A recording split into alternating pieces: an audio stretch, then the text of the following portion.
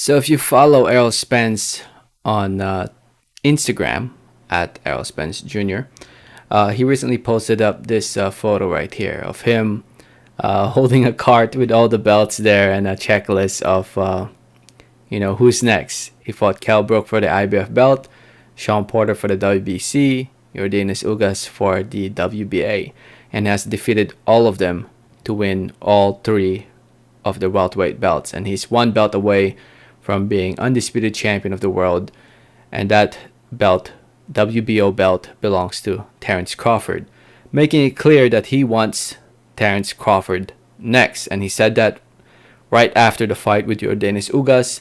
He called out Terence Crawford, saying that that's the fight he wants next. He wants that belt, and Crawford is loving it. Crawford recently replied to this, and he said, and I quote, it reads right here, "I love this energy.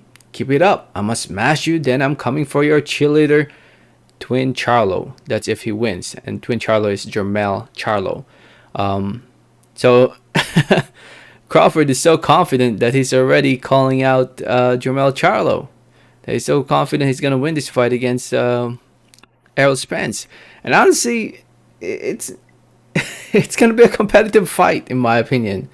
But we all want to see the fight. That's all we want to see right now.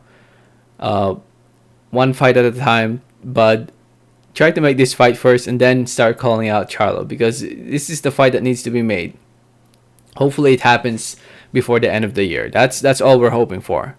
And please make it happen. Whoever is in charge of Crawford now in his career, his management, I hope they're working behind the scenes with PBC and Spence's team to try to make a undisputed fight sometime this fall. Make it happen, please. Doesn't even have to be in fall. Make it summertime. Like the sooner the better. I think that would be better. But yeah, it would be pretty cool to see if Crawford somehow, if he beats Spence, he would be undisputed at 147, meaning he's already been undisputed at 140 and 147, two weight divisions. If he beats Spence, and if he goes on to fight the winner of Charlo versus Castaño, and he's calling out Charlo. Because if you guys don't know, Charlo and Castaño will be having a rematch this coming May for undisputed status at 154 pounds. All the belts on the line, WBC, WBA, WBO, IBF, and as well as the Ring Magazine will all be in the line once Castaño and Charlo fight in the rematch. And Crawford is looking at Charlo. And if Charlo wins, Charlo will be the undisputed champion at 154. And imagine Crawford or Spence. Well, Spence and Charlo, I don't think they can fight each other because of I think they're under the same trainer. But as for Crawford and Charlo, they can definitely fight. Undisputed champion at 147 versus undisputed champion at 154. Imagine how big of a fight that would be. Crazy. But first things first, Crawford needs to fight Spence and beat Spence for that to happen. But yeah, it's a great. Looks like those are the two fighters he has lined up right now. Crawford looks like he has his goals set.